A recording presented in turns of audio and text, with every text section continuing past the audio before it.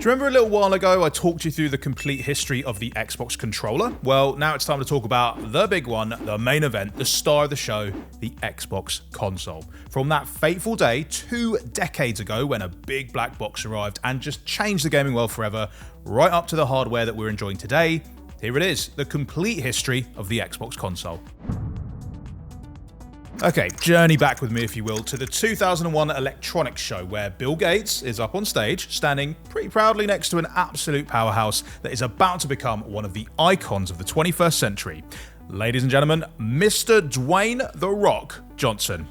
Oh, and there's also an Xbox sitting there too. Pretty important. All jokes aside, the official unveiling of the OG Xbox console was an event as big as Mr. Johnson's biceps, but the road to get there hadn't been all that easy. And that's mostly just because of how ambitious Microsoft plans for its first ever games console were. According to one of the 4 original Xbox founders, Otto Burks, the goal was to create a PC imbued with the attributes of a console.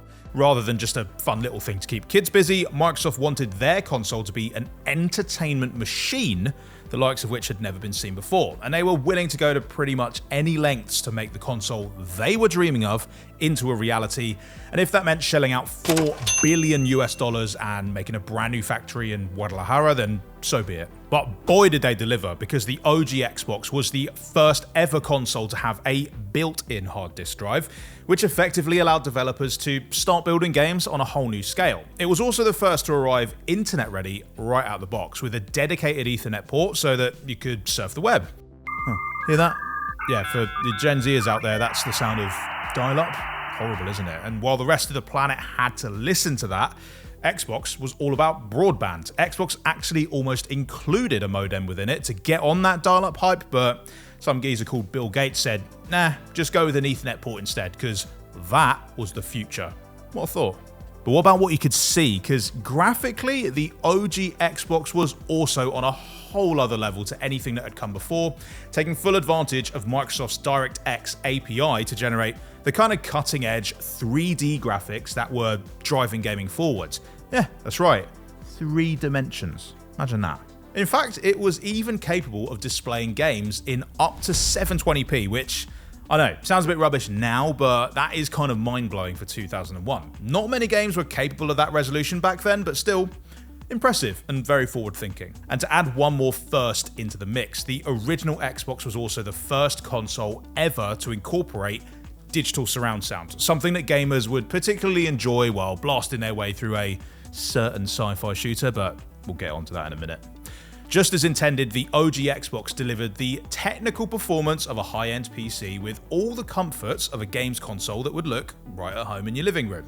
Designer Horace Luke even insisted that the Xbox's controller cables were 9 feet long, which was way longer than those of other games consoles at the time, just so that players could comfortably play from their couch, so we definitely owe him for that one.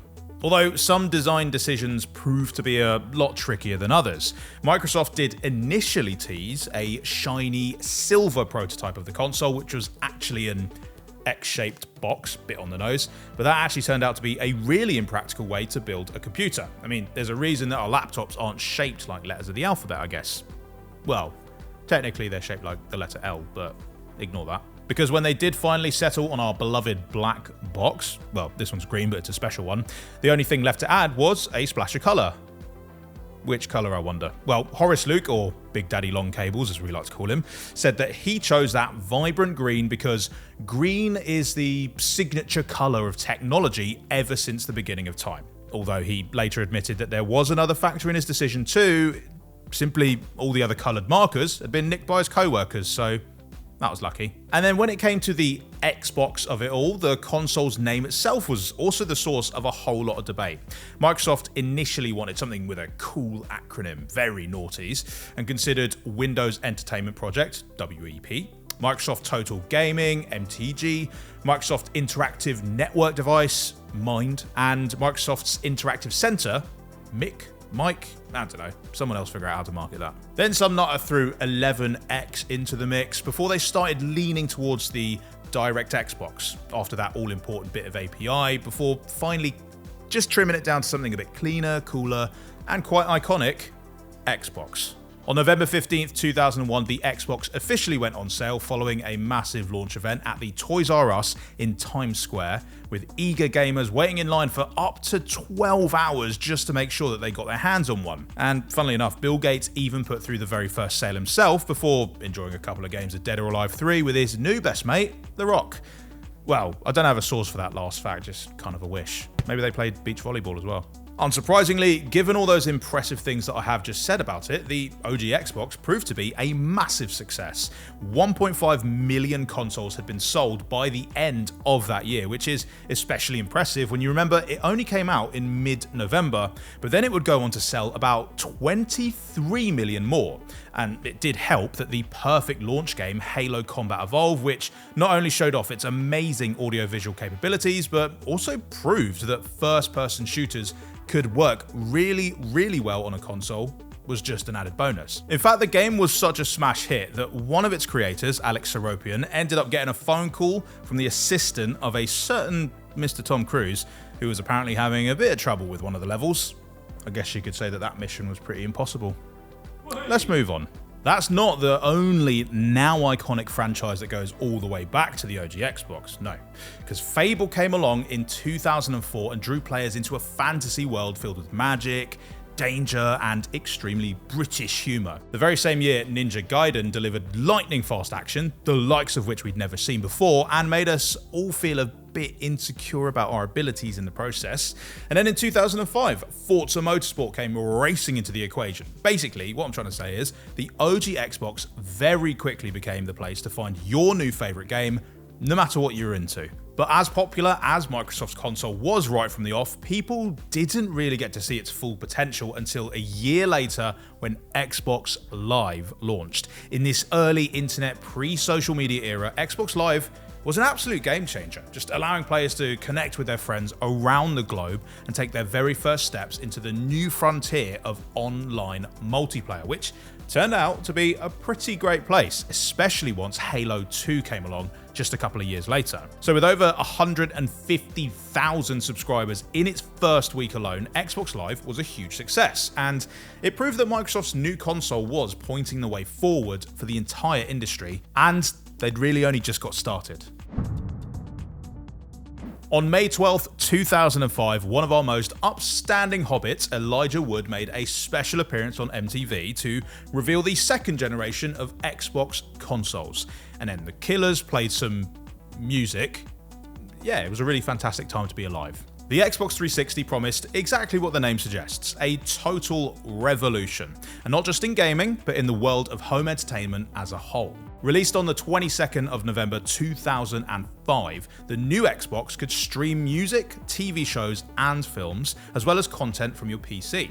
So just as Microsoft's internet-ready first console had given gamers the hardware for an online era that hadn't quite arrived yet, the Xbox 360 was preparing them for a time when your Xbox would be the one machine you needed for all your entertainment needs. You could even purchase a wireless adapter if, running an Ethernet cable from your bedroom down to the family router was frowned upon, or a waste of space, or a trip hazard for your nan. Get up, nan. Get on with it. Anyway, the 360 was still first and foremost a machine for playing games on. In fact, it wasn't just a games console, it was a gamer's console. You know what I'm talking about. For starters, it introduced us to the concept of gamer score. Imagine a world before that. Giving players a single, unified system that rewarded them for their achievements in all of their games was kind of a masterstroke. It gave us new things to aim for, new challenges to take on, and perhaps most importantly, an easy way to just compare themselves to their friends, and so much potential for bragging. I mean, mine's in the triple figures, for example. No big deal. And while the OG Xbox's visual muscles had kind of reached their oiled up and veiny potential, the Xbox 360 gave the console world its first real experience of HD gaming, and we have just never looked back. It helped that it had gorgeous games to show off like Halo 3, which saw the high bar that the first two games had set, and then just went soaring over it in a bright purple Banshee. And then there was that new kid on the block, Gears of War, which delivered some of the most cinematic action that anyone had ever seen. In fact, it was actually the Gears of War developers who pushed Microsoft to give their new console 512 megabytes of RAM, just so that they could make their new shooter as epic as they wanted it to be. How much of that RAM went into getting Marcus's little beard just right? Well, only they know for sure. The important thing is that the new hardware allowed developers to do things that they'd never have been able to do before, conjuring up massive open worlds in games like Skyrim and Red Dead Redemption, and just populating the screen with great crowds of NPCs, which was kind of ideal if, I don't know, you were looking to slip out of sight after giving someone a good wrist blading in Assassin's Creed. And gamers got a whole new way to buy games too, with the introduction of the Xbox Live Marketplace. Not only did that mean that you could just pick up the latest AAA title without leaving your house, but it also made room for the Xbox Live Arcade, where smaller games and indie developers could do all sorts of innovative things.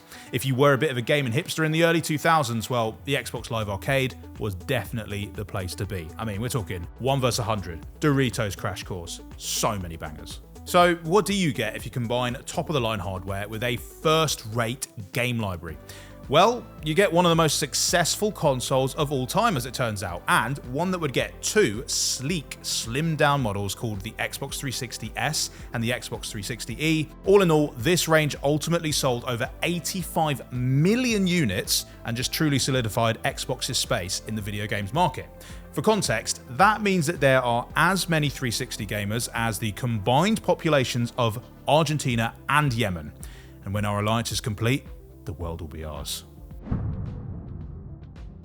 So after turning the gaming world on its head with the 360, Microsoft then got ready to usher in a whole new era of gaming with the Xbox One. It's an era where we didn't just love playing games, but also streaming them and watching other people play too. Released on November 22nd, 2013, the Xbox One took a bold step in a few new directions for Microsoft. First off was the continuation of that all-in-one entertainment hub idea, probably where the name came from, that meant you could actually plug your TV receiver into the Xbox One to pass through TV channels or the like, all controlled via one guide, which sort of mimicked the look and feel of a traditional set-top box UI. Secondly though was that bundled-in bad boy, the Kinect, with a levy of motion-controlled games that followed suit, from Kinect Sports to licensed IPs like Kinect Star Wars. But this console also introduced players to the ability to record and stream their gameplay. The original Xbox had brought gamers together across the Xbox Live network, and now players across the globe were able to watch each other play and make all sorts of silly bits of content, just like they were sitting on the couch together. Of course, the whole experience would get even better with the addition of the Xbox Series X and S's gamepad's dedicated share button, but it's getting a bit ahead of ourselves, so let's dial it back.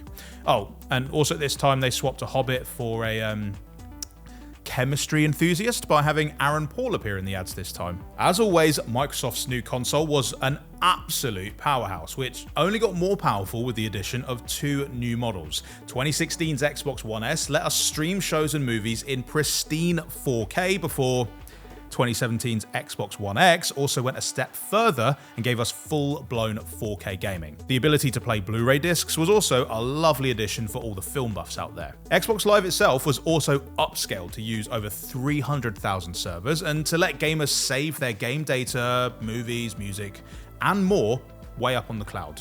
And now that we were firmly in the smartphone era, people were kind of used to being able to move between different apps with the swipe of a finger. And that's pretty much what the Xbox One gave us too. The dashboard that greeted players each time they turned their console on and the handy new guide tab made it super easy to jump and navigate between games and apps, and the console could also keep multiple apps running in the background for serious multitasking. Although you couldn't run more than one game at a time. Not yet. The Xbox One introduced us to a bunch of new ways to play too. Cross-platform multiplayer and cross-progression between it and PC let players take each other on and hop between platforms, while Xbox Game Preview arrived in 2015, giving developers the chance to trial their new games ahead of their full release. you remember any games that you were getting in on the ground floor with? Why don't you hit the comments and let me know? I distinctly remember playing PUBG in the early days, and that was class. Oh, there was also the small matter of Xbox Game Pass. Yes, now we're talking. That one launched in 2017, giving players a library that is stacked with great games to explore, all under a single subscription.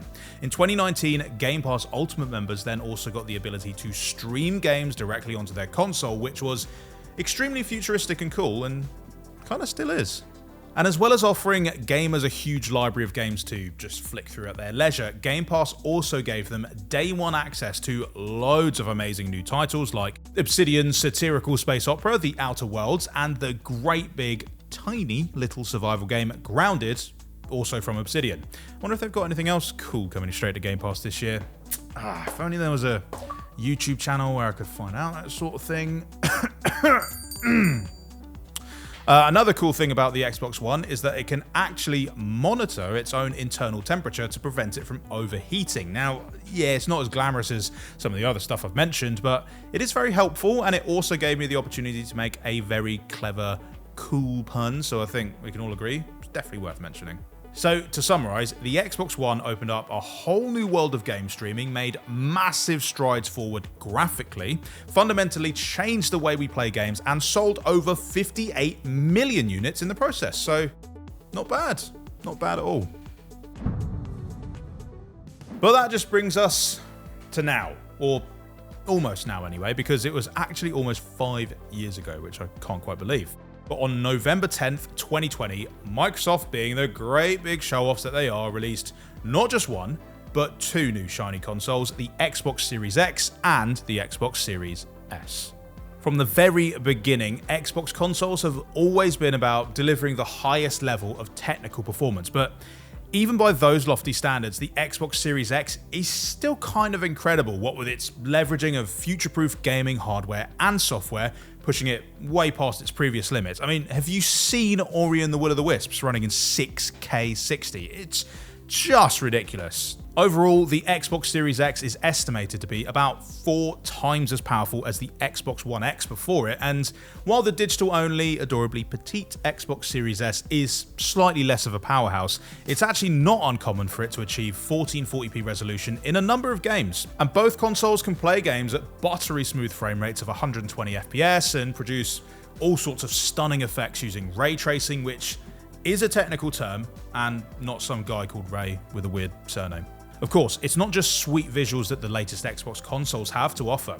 The Series X and S's spatial audio offers a whole new level of immersion, while their solid-state drives also make everything lickety-split with ludicrously fast load times. And that's not just me saying it, because according to the developers of Gears 5, the game loads 5 times faster on the Series consoles than it did on the Xbox One X, and that's without them even altering a single line of code.